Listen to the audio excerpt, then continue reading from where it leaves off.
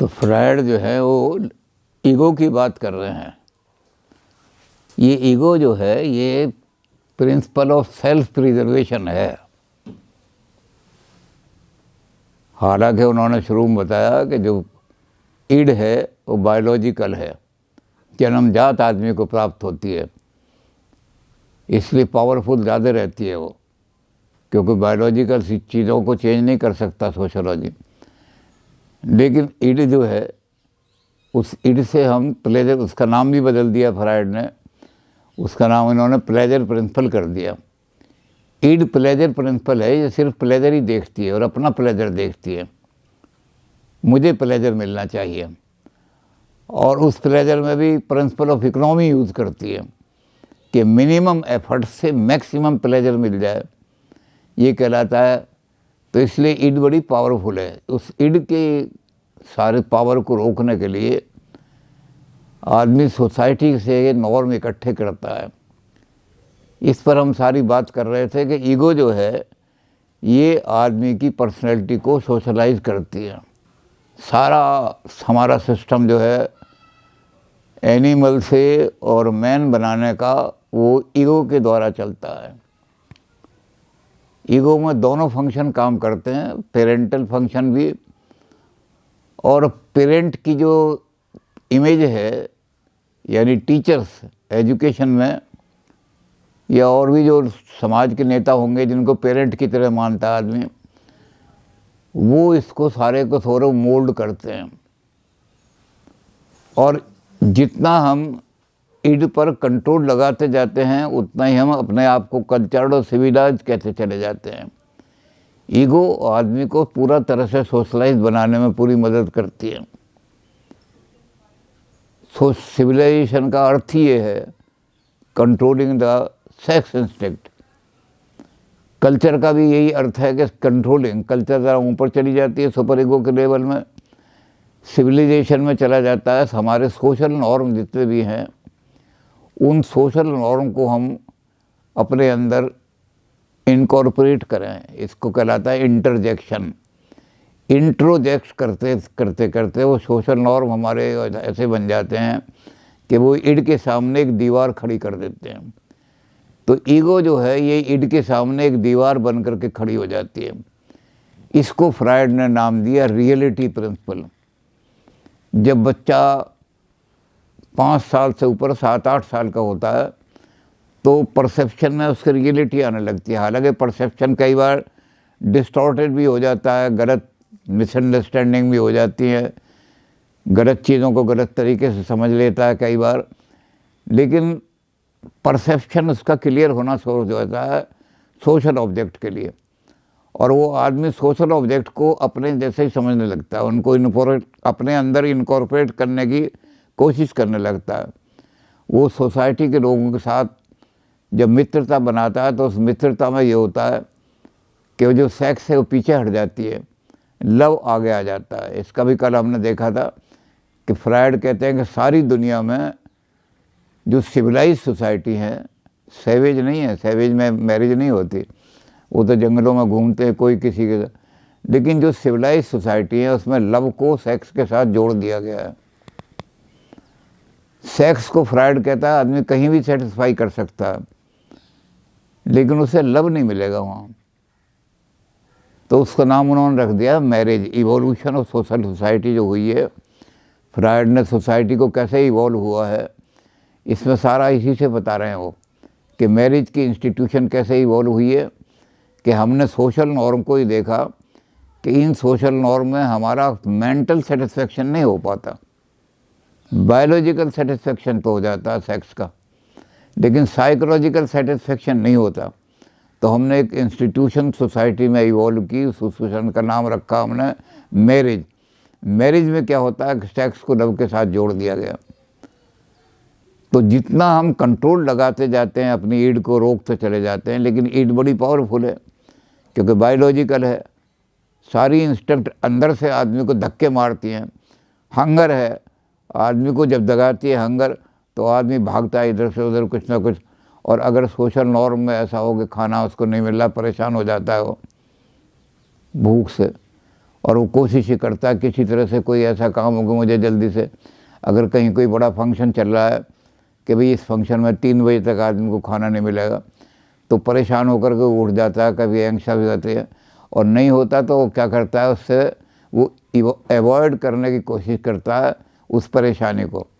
उसका तरीका क्या है, वो जो बचपन में उसने अपनाया था, ओरिजिनल ट्रॉमा जब निकल कर के आया था माँ के गर्भ से, तो उसको क्या किया था कि एनवायरनमेंट के टक्कर से बचने के लिए वो सो जाता था। तो यहाँ भी क्या करता है वो आदमी, एक आर्टिफिशियल नींद पैदा करके अवॉइड करता है इस चीज़ को कि मेरी जो है, और फिर 3 बजे तक बैठा रहेगा, 3 बजे जब खाना मिलेगा तब खाएगा। तो उस खाने में उसका इंटरेस्ट नहीं होता, उसका इंटरेस्ट होता है भाई किसी तरह से इसको अवॉइड करूं, टेंशन को सारी को, जो मुझे टेंशन हो गई सारी। तो ईगो जो है अंदर से बड़ी पावरफुल, उसको दीवारों को तोड़ती है, नहीं उसकी ईड जो है ईगो की दीवारों को तोड़ती है और तोड़ना चाहती है, लेकिन ईगो भी अपने आप को मजबूत करके उसको रोकती है। अब ईड के हमने मेन फंक्शन जो ईड का है वो तो है सेल्फ प्रिजर्वेशन। अगर मैं सोसाइटी के नॉर्म के मुताबिक काम नहीं करूँगा तो प्रिजर्व नहीं कर सकता। फिर preservation of my generation, procreation भी नहीं कर सकता मैं। तो इसलिए मुझे ईगो को स्ट्रॉन्ग करना पड़ेगा।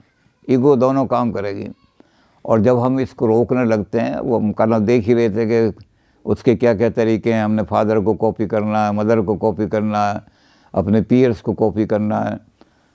अब पीयर्स को क्या करते हैं, पीयर्स का फ्रायड ने वैसे तो दिया है बहुत बड़ा, प्याजे की किताब उसमें फ्रायड ने रेफ़र की है कि मेरी थ्योरी को अगर बेस्ट चाइल्ड साइकोलॉजी किसी ने दी है दुनिया में तो मेरे साथी ने प्याजे ने ही दी है। तो प्याजे का सारा वो देख करके बताता है कि टीचर्स जो हैं उनका बच्चे पर बड़ा असर पड़ता है। हम अपने ही की एक बात बताते हैं टीचर्स की, कि हमारे साथी बहुत बड़े वैज्ञानिक, वो कानपुर की जो ऑर्डिनेंस फैक्ट्री है उसमें लगे हुए थे साइंटिफिक ऑफिसर।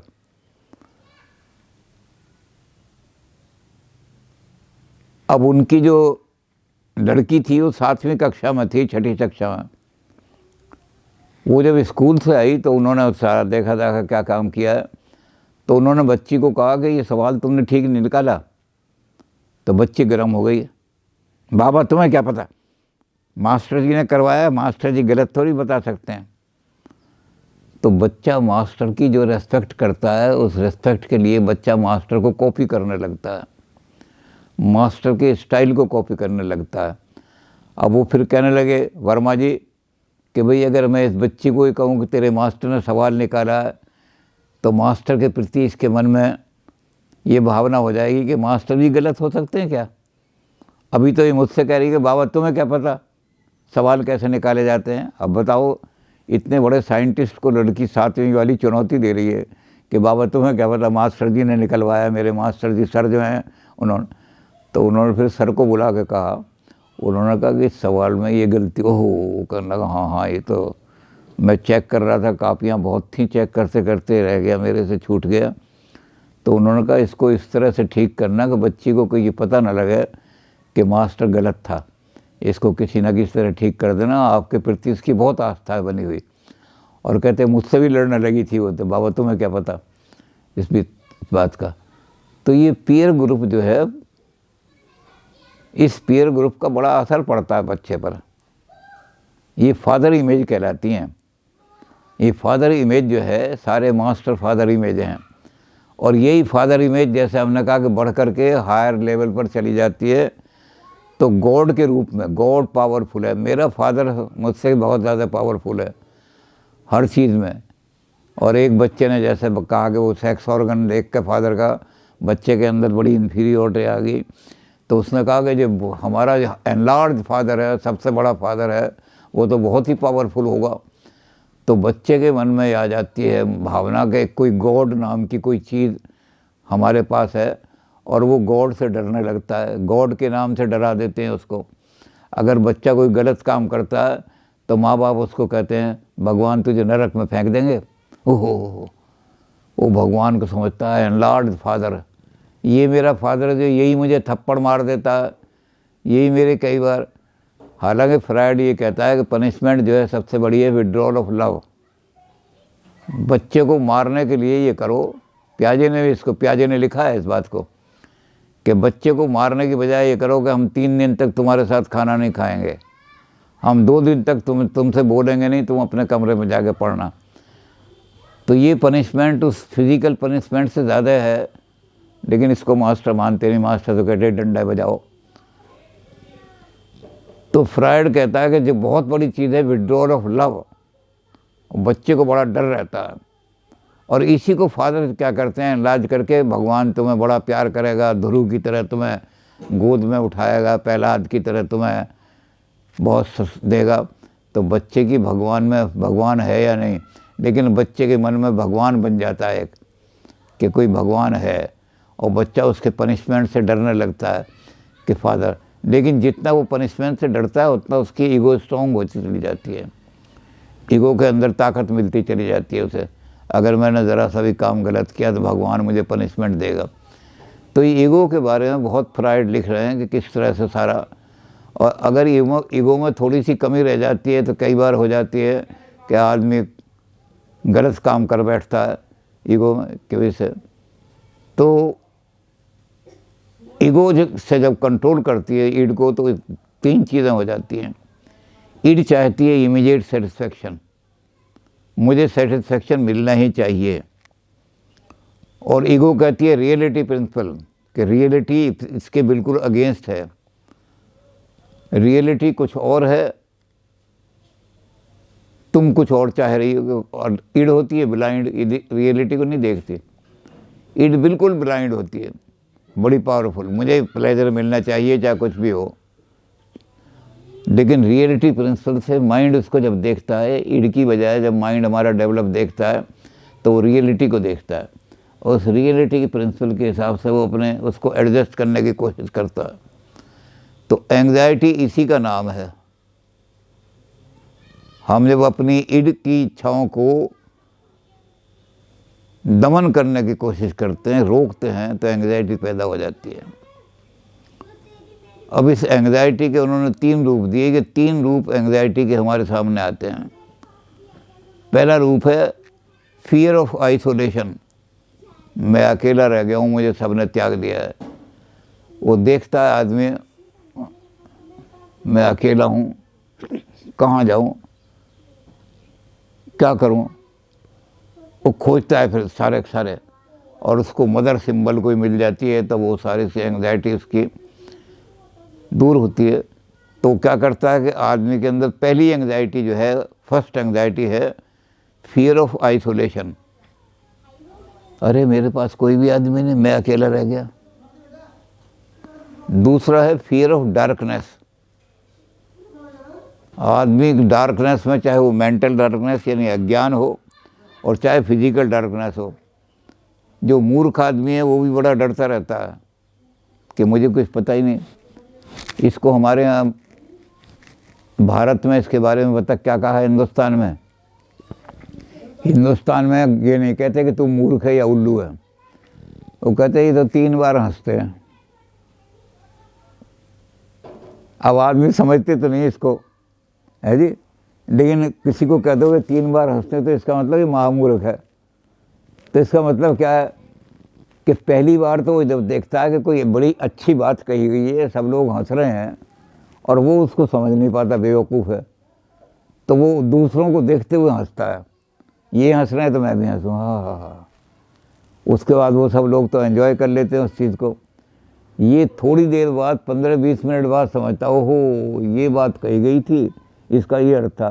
तो जब इसकी समझ में आ जाती है तो फिर ये हंसता है उस बात को एंजॉय करने के लिए। कोई चुटकुला मान लो सुनाया, तो इसकी चुटकुला तो समझ में आया नहीं, पहली बार चुटकुले पे लोग हंस रहे थे तो ये भी उनको देख करके हंसा। फिर बाद में इसको जब चुटकुला समझ में आया, हो ये मतलब था इसका चुटकुले का, तो ये हंसा। और जब हंसने के बाद हुआ तो तीसरी बार हंसा कि मुझे पहली बार क्यों नहीं हंसाई थी, अपनी मूर्खता पे हंसा। तो मूर्खों को हमारे यहाँ हिंदुस्तान में कहा जाता है अजी ये तो 3 बार हंसते हैं। तो फ्रायड भी ये कहता है कि ये डार्कनेस का जो फियर है, एंग्जाइटी है, ये आदमी को सोसाइटी के अंदर बड़ा इन्फीरियोरिटी पैदा कर देती है और आदमी फियर करने लगता है। पहले सबसे पहला जो फियर है आदमी का वो फोबिया होता है। फोबिया माने ऐसे डर जिनका कोई कारण नहीं है और वो डर अंधेरे के होते हैं। निक्टोफोबिया बहुत कॉमन है। अंधेरे में जाते हुए आदमी जो है हर एक डरता है। बड़े से बड़ा आदमी भी अंधेरे में कोई भूत होगा, प्रेत होगा, सांप होगा, कोई और पत्थर पड़ा होगा तो लाइट चाहता है कि लाइट जलाओ तब मैं जाऊं, और अंधेरे में उसको भेजो तो क्या नहीं, अंधेरे में नहीं जाता।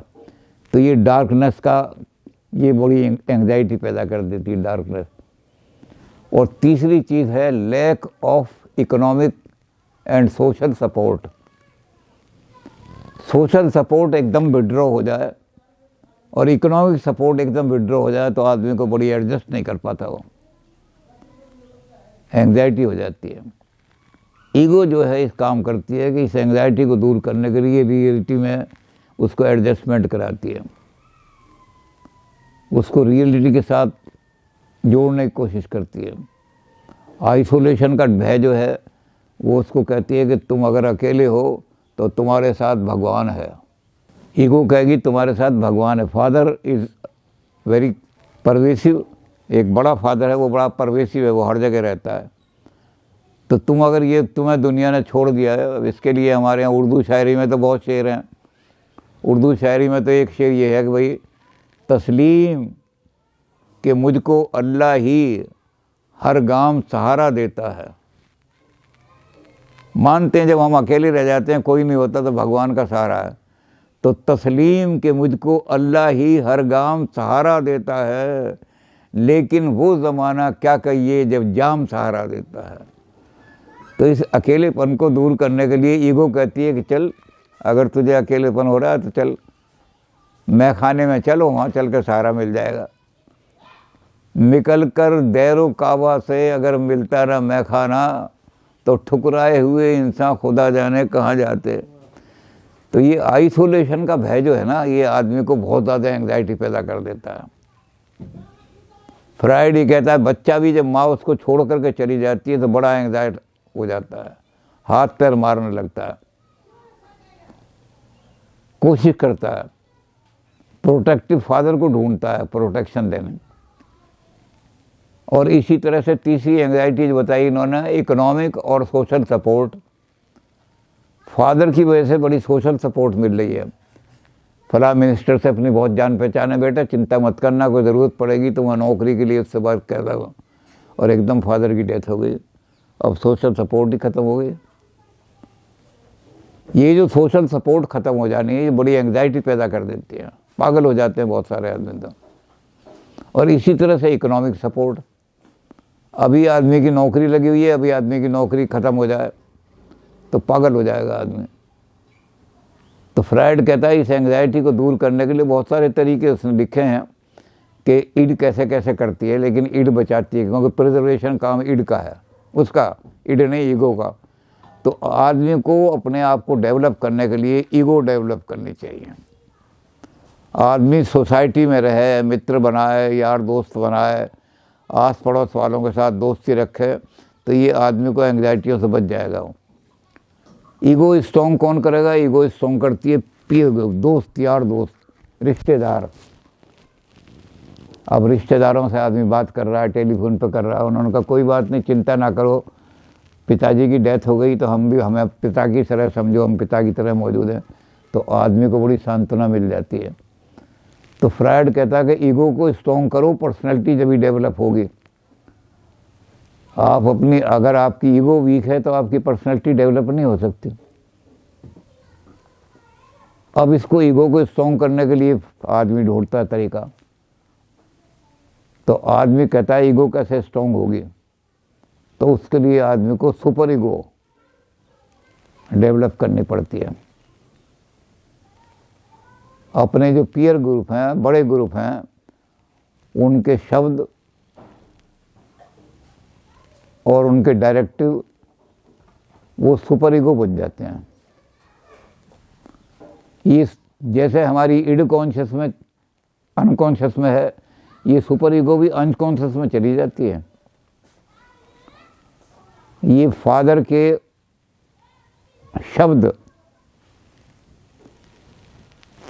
और फादर की बताई हुई डायरेक्टिव, जो डायरेक्शन देगा फादर, ये सुपर ईगो बन जाते हैं और ये ईगो को स्ट्रॉन्ग करते हैं। इसमें जब बच्चे को बताया जाता है कि एक बहुत बड़ा फादर है, सबका फादर है वो, ये तुम्हारा जो फादर है ये तो तुम्हारी प्रोटेक्शन कर रहा है, तुम्हें रोटी दे रहा है।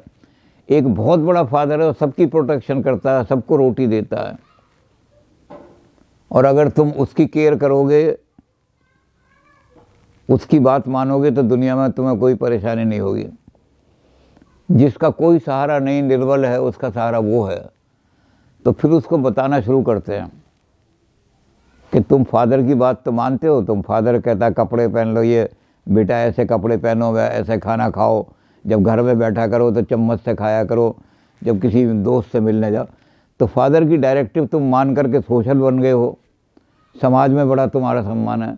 लेकिन उस बड़े फादर की अगर बात मानोगे तो बहुत ऊंचे बन जाओगे, वो बहुत बड़ा फादर है। ऐसे फादर जिसको आप तुम्हारा पिता है, ऐसे फादर के करोड़ों फादर मिल करके बन जाते हैं। तो गॉड की जो डायरेक्टिव हैं वो क्या होती हैं, उनको आदमी अपने अंदर इनकॉर्पोरेट करता है, वो रिलीजियस चीज़ें बन जाती हैं, सामाजिक नहीं रहती हैं। समझिए तो सामाजिक चीज़ें हैं कि भाई किसी के घर जाओ तो ये नहीं जाकर बिस्कुटों पर टूट पड़ो, वो जब कहे बिस्कुट खाओ तो बेटा बिस्कुट खाना नहीं तो बदतमीजी लगेगी। तो बच्चा अपने बाप से सीखता है एटिकेट, इनको कहते हैं एटिकेट, समाज के अंदर व्यवहार। लेकिन भगवान से क्या सीखेगा आदमी, भगवान से सीखेगा बहुत ऊंची चीज़ें, और ये बहुत ऊंची चीज़ें जो हैं ये अनकॉन्शियस में जा कर के स्टोर हो जाएंगी। जब कभी भी ईगो कमज़ोर होगी और इड जो है ये फिर कहलाने लगती हैं कॉन्शियंस, अंतरात्मा। आत्मा कोई नहीं है हमारे अंदर, यही सुपर ईगो जो है डायरेक्टिव्स, हायर फादर के डायरेक्टिव, ये नैतिकता बन करके या कल्चरल नॉर्म बन करके आदमी के अंदर इनकॉर्पोरेट हो जाते हैं।